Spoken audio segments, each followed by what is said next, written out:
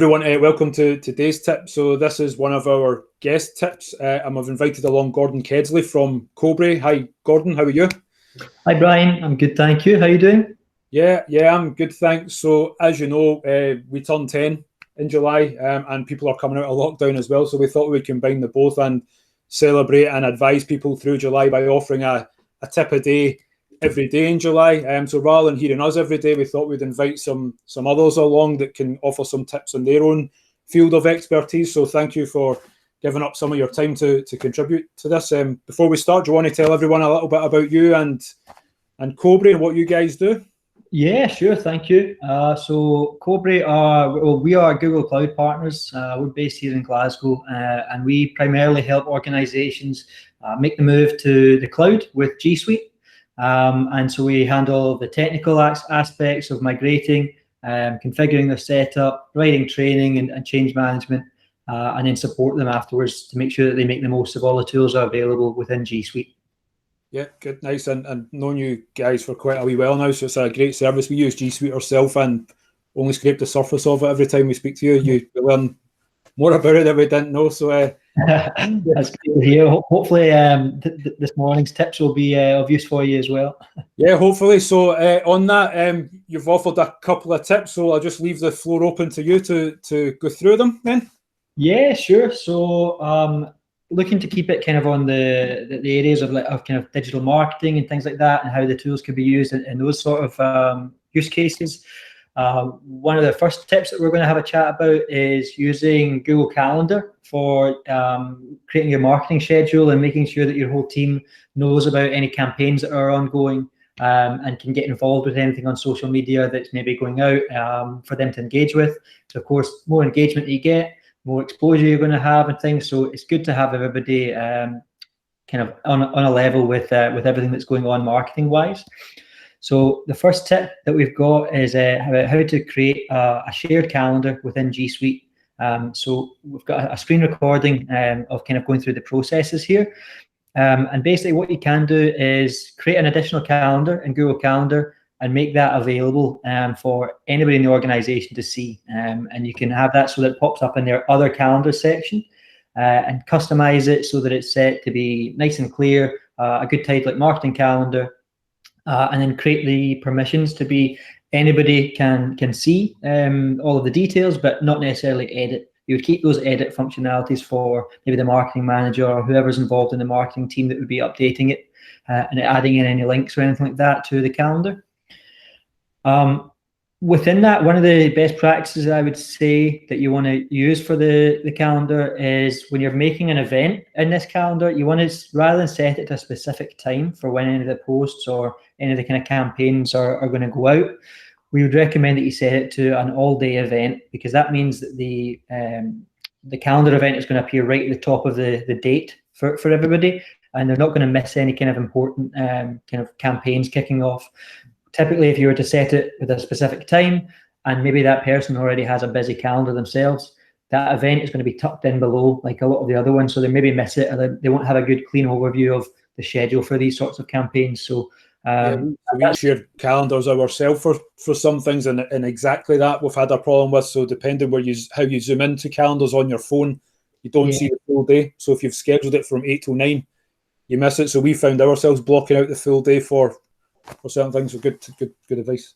Yeah, just gives you that kind of clearer overview. And if you want to have a wee look and see, like maybe we always kind of encourage our team to post on their own as well. Post like from well, everybody kind of likes to share from their own profiles, but it's quite important to make sure that you're in line with the whole kind of company messaging, and that you're not maybe jumping ahead of a campaign, or you're not going to cross wires with any important messaging that's going from like the official company page.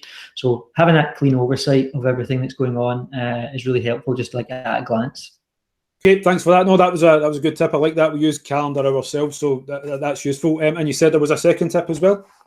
Yeah, another tip on the kind of digital marketing aspect of things for you. Which is actually one of the more powerful aspects of GSuite, which is also a very much lesser known area, which is actually Google Forms. A lot of people don't know about Google Forms. That when you think about the editors that are available in GSuite, you think docs, sheets, and slides. but they don't know. I mean, if you're in Drive and you hit the new or the button at the top, if you hit the little drop down again, you get access to a whole load of other kind of document editors, one of which being Google Forms. And it's a really powerful way to go about data collection and using it for sign-up forms or for lead generation forms or anything like that. So maybe if you're, obviously not right now during lockdown, if you're exhibiting at an event in the future and you wanted to have to do some lead capture, you can have a form created. And you can basically, when somebody comes over to your event stand, you can let them sign up via a tablet on your mobile phone. They just put in their details, and after you've done that, you've got all the data needed for the follow-up. It'll all kind of be aggregated into some nice reporting automatically. It also gets put into a spreadsheet so that afterwards you can have a look through all the data you've captured. If you want to, you can then import that to a mailing service, like maybe MailChimp or whatever you use for newsletters and things. And you can send out a follow-up campaign after the event, because these things need to be done like quite timely. I'm sure you know, and it can sometimes be quite difficult, or you need to allocate a big chunk of time to kind of go through all this sort of follow-up process. But using forms really does give you a good opportunity to automate some of this. So with a little bit of work in the initial setup, particularly if you do some scripting with Google Apps Script, you can automatically have follow-up emails go out upon form submissions. So if somebody fills in a form, you can have an email automatically sent to that person saying, thanks for completing the form.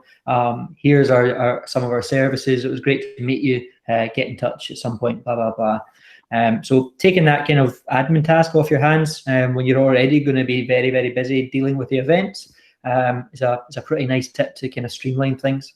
Yeah, and I suppose it adds to consistency, does it? So even during lockdown, people maybe offering webinar training and whatnot, if they're taking conversations over the phone and writing information down, they might not be asking the same questions each and every time. So as long as if they've got a form online, which is fairly easy to do, it standardizes things and makes sure that nothing's getting missed. You're not going to miss out on any important information, and it's all going to be logged as well and very easy to kind of look back at.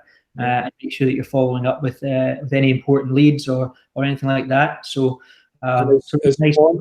is Forms part of the free version of GSuite as well? Yeah, absolutely. So if you're using, it's available in all tiers. So whether you're on free Gmail accounts, or if you're on GSuite Basic, Business or Enterprise, or Education or non-profits, that's included in all of them. Yeah.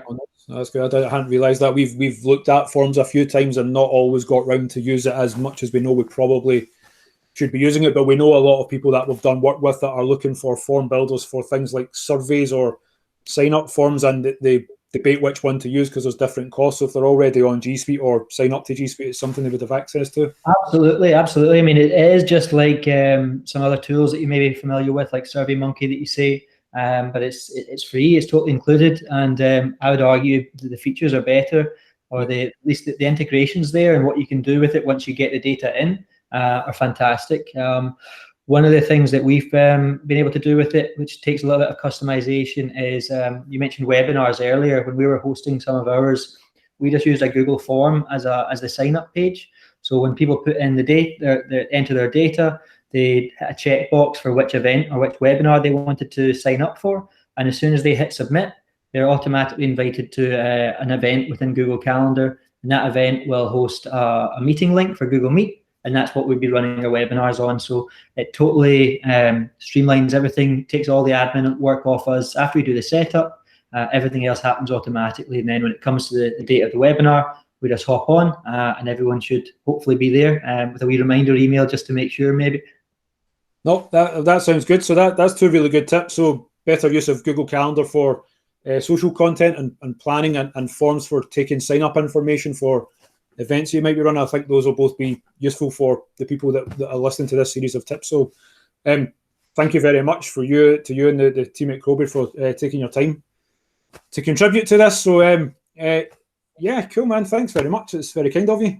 No problem at all. Thanks very much for having us. It's a great series that you're doing here, and happy birthday, of course. Yes, yeah, I keep forgetting there's that part too, that we're turning 10. Nice one. Yeah. Thank you. Okay, cool. Thanks, Gordon. Cheers. No worries. Bye-bye.